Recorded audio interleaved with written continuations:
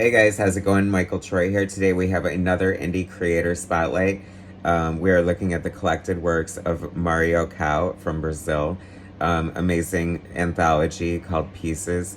Little vignettes, slices of life, stories that are quite amazing, beautifully drawn, and I cannot wait to share it with you. So subscribe to my channel if you haven't already. Hit that like button, and let's get right into it.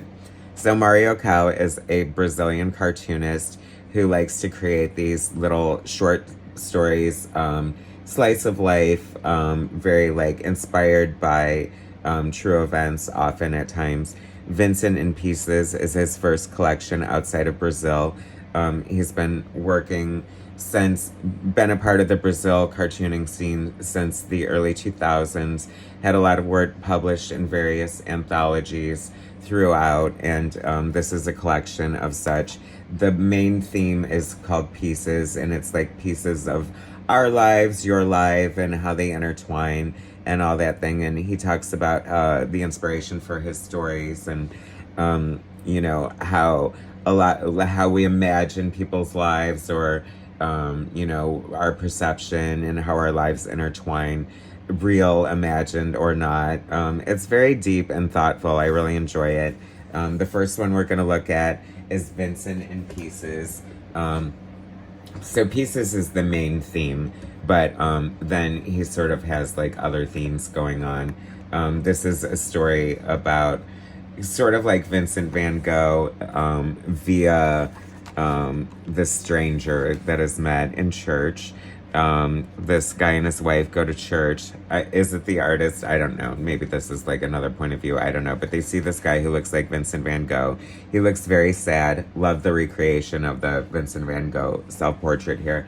I love how, this is very interesting how he kind of works like his interest in Vincent van Gogh with this real slice of life story. I don't know if this happened or not, but the inspiration is there. It feels like it's real. So, he notices this sad Vincent van Gogh like playing with his wedding ring and look-alike, I should say. And then, sort of it touches him. It's kind of weird because he says he's not like super religious, but it starts out saying that they go to church every week. So I don't know about that. But,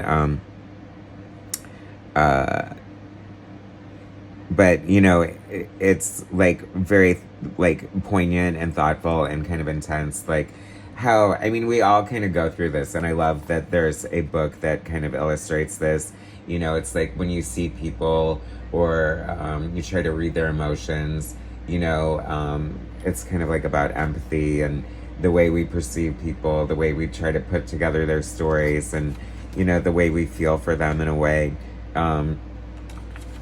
It's funny though too, because like they have this like, I hate to say imagined experience, but in a way it is like, it's all about perception, right? Because they don't actually talk to him, so they don't know what he's actually going through.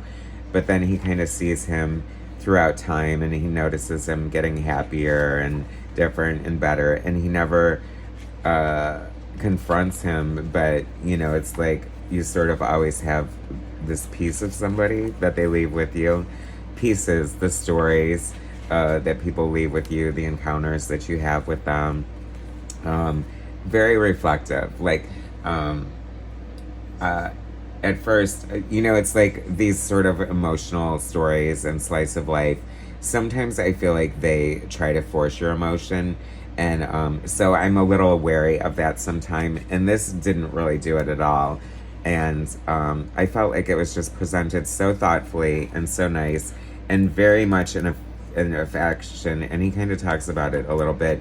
It's set up to like make you feel about it how you're meant to feel about it in a way. It's kind of weird. I'm trying to explain how I feel on an emotional level, and it's difficult because it was way more about I don't know, just sort of the way it made me feel, and almost not understanding that in a sense. It's like a really good movie.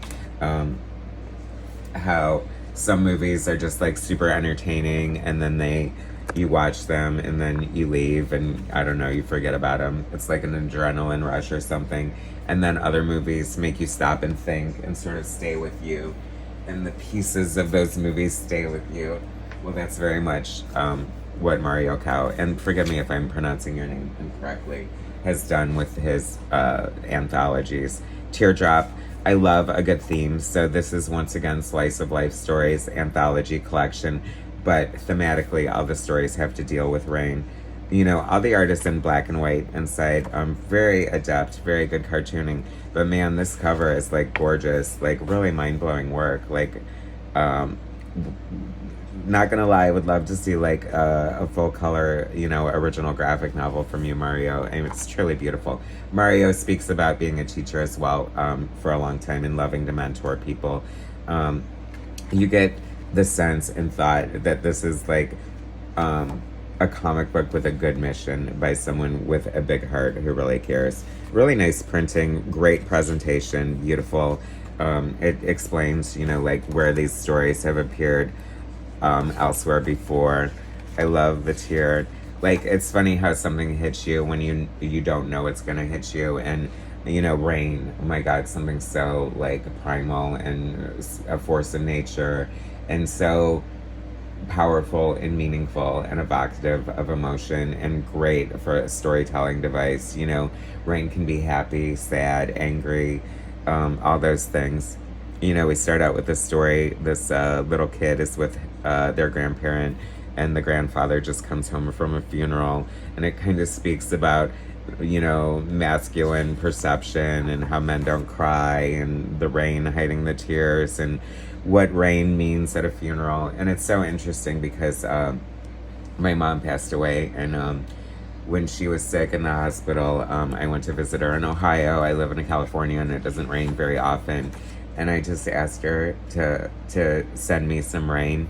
And then when I came home, the day she passed away, it rained, and I know she did that.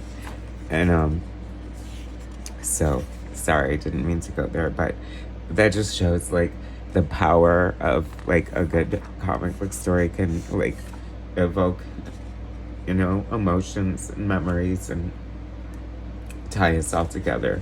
The pieces of our life and other people's lives definitely come together.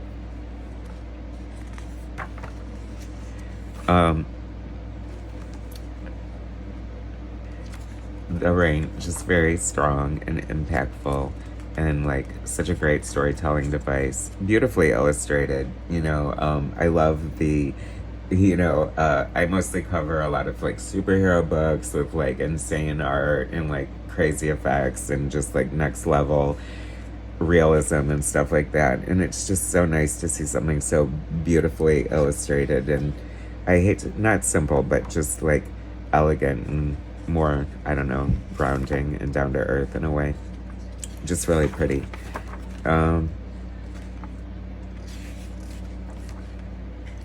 then there's this great scene in the back where he talks about including the story that is in here. And I feel this too. Like, it was originally published in like 2006, and he feels like he's a much better artist, so he wanted to redraw it, and the initial plan was to just redraw it in his new style. But best laid plans, those things always take a different turn, and you never know how they're gonna go. And you can see it's quite different. It's funny because this very much looks like the work of an early cartoonist, as dark and detailed and grim and gritty as it is, and he's refined his style and simplified. It's funny how I think that as an artist, you can look at so many different artists, and like deconstruction is like part of any artist's evolution, I feel, in a way. So very nice, very beautiful collection of anthology stories and slices of life, pieces of our heart. Very poignant, beautiful. I love seeing the work of an artist I've never seen before, and thank you so much for sharing this with me. I really love this work. I will put a link in the description of the video to where you can get all this goodness, and hopefully you'll check it out because it is so worth it. Anyway, thanks for watching, you guys. Subscribe to my channel if you haven't already. Hit that like button, and I will bring you more soon.